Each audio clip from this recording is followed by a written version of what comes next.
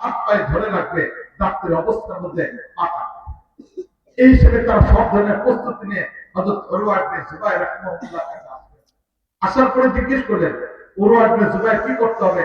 এবার পদ্ধতি বলল যে এই প্রক্রিয়াতে আপনার হাত পা বাঁধা হবে আর আপনার পা কাটা হবে। উরওয়া ইবনে জুবাইর বললেন না, এটা হবে না, এই প্রক্রিয়া অবলম্বন করা যাবে না। এবার বাদশা চিন্তার মধ্যে পড়ে গেলেন, ডাক্তাররা পরেশানের মধ্যে পড়ে গেলেন, কি করা যায়।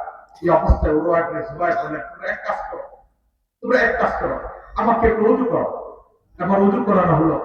উজু করানোর পরে এরপরে বললেন যে আমার হাতে একটা কোরআন কারীম দিয়ে, আমার হাতে একটা কোরআন কারীম দিয়ে দাও।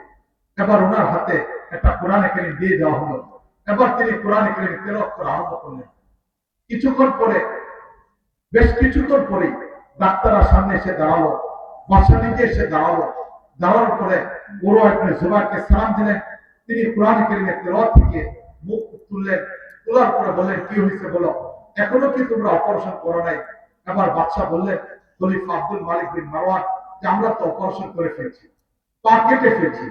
উরওয়া ইবনে জুবাইরকে জিজ্ঞেস করলেন যে তোমার পা কাটা হয়েছে, একটা শরীরের থেকে অঙ্গকে আলাদা করা হচ্ছে, ধারালো কোনো বস্তু দ্বারা পা কাটা হচ্ছে, তুমি কি অনুভব করো নাই?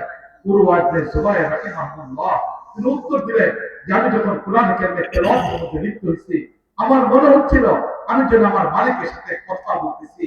আমি যখন একটা আয়াত তেলাওয়াত করতেছি, মালিকের পক্ষ থেকে যেন আরেকটা প্রশ্নের উত্তর আসতেছে, সেই প্রশ্নের উত্তর আসতেছে, এক আয়াত আমি পড়তেছি, মালিকের পক্ষ থেকে উত্তর আসতেছে। এইভাবে যখন আমি তেলাওয়াত করতেছি, আমি অনুভব করতে পারি নাই যে কখন তোমরা আমার পা উরওয়া ইবনে জুবাইর মালিকের ইবাদতের মধ্যে এইভাবেই লিপ্ত হয়ে গেলেন, এইভাবেই লিপ্ত হয়ে গেলেন যে মালিক আল্লাহ রাব্বুল আলামিন এই ইবাদতের মজা দিয়ে দিলেন, ওনার পা কাটা হয়েছে, অনুভব করতে পারেন। সুস্থ হলেন, সুস্থ হয়ে মদিনাতে চলে গেলেন।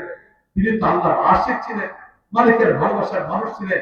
একটা চোখ নষ্ট হয়ে গেছে, একটা পা কাটা গেছে, বান্দা মালিকের কষ্ট করবে, মালিকের কি করে সহ্য হয়। এই মদিনা থেকে, সেই সিরিয়া থেকে উরওয়া ইবনে জুবাইর মদিনাতে গেলেন। যাওয়ার 3 মাস পরে তিনি স্বাভাবিক অবস্থায় মালিক আল্লাহ রাব্বুল আলামিনের কাছে মৃত্যুর মাধ্যমে পৌঁছে। এই যে নেক আমল, একটু চিন্তা করে দেখি আমাদের জিন্দেগিতে এমন কোন নেক আমল আছে কিনা যে আমলটাকে মালিকের কাছে বলতে পারবো, মালিক একটা আমল এমন করছি যেখানে দুনিয়ার কোনো কথা আসে নাই, মালিক দুনিয়ার কোনো কল্পনা আসে নাই, দুনিয়ার কোনো মানুষের ফিকির আসে নাই, মালিক জিন্দেগিতে একটা নেক আমল এমন আছে বলার মতো কি একটা নেক আমল আমাদের আছে? হয়তো ইখলাস প্রাথমিক পর্যায়ে তৈরি হবে না।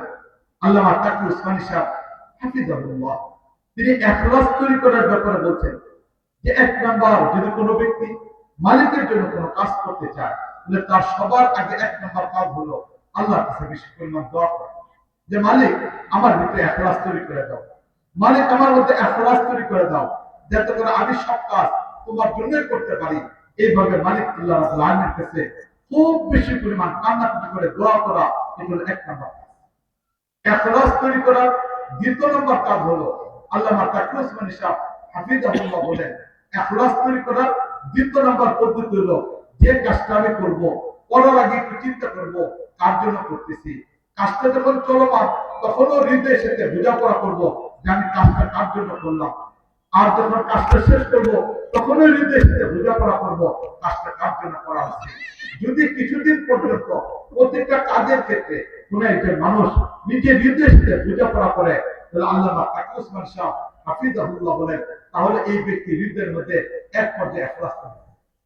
ইখলাস তৈরি করার 3 নম্বর পদ্ধতি আল্লামা তাকি উসমানী সাহেব হাফিজাহুল্লাহ বলেন যে 3 নম্বর পদ্ধতি হলো পৃথিবীতে মালিক আল্লাহ রাব্বুল আলামিন এখনো পর্যন্ত মুখলিস কিছু মানুষকে রাখেন, যাদের আমলগুলো শুধুমাত্র আল্লাহর জন্য হয়। দুনিয়ার চাকচিক্য তাদেরকে আকর্ষণ করে না, দুনিয়ার পদ পদবি তাদেরকে আকর্ষণ করে না, বরং তারা সবসময় মালিকের জন্য কিছু কাজ করার চেষ্টা করে। এমন কিছু মানুষের সন্ধান যদি পাওয়া যায়, যাদেরকে ভালো করে লক্ষ্য করে দেখা, এই ব্যক্তিটা কাজ কেন করেন, তার জিন্দেগিকে ভালো করে যাচাই করা। এরপরে যখন দেখা যাবে যে না, এমন কিছু মানুষ আছে যাদের জিন্দেগিটা নিরেট মালিকের জন্য, তাহলে এমন কিছু মানুষের কাছে উঠা বসা, যদি এমন কিছু মানুষের কাছে উঠা বসা করে, তাহলে ইনশাআল্লাহ মালিক আল্লাহ রাব্বুল আলামিন তার মধ্যে ইখলাস তৈরি করে দিবেন। আল্লামা তাকি উসমানী হাফিজাহুল্লাহ ইখলাস তৈরি করার জন্য এই তিনটা পদ্ধতি বললেন। মালিকের কাছে দোয়া, প্রত্যেকটা আমল করার শুরুতে, মাঝে, শেষে নিজের মনের সাথে বোঝাপড়া করা। আর তৃতীয় নম্বর, মুখলিস কোন মানুষের কাছে যাতায়াত। যখন কোন একজন ব্যক্তি ইখলাসের মাধ্যমে এই প্রক্রিয়া অর্জন করে নিজের আমলগুলোকে করতে থাকবে, তখনই যেন সে কোরআন কারিমে সেই নমুনার বাস্তব রূপ তার জীবনে চলে আসবে।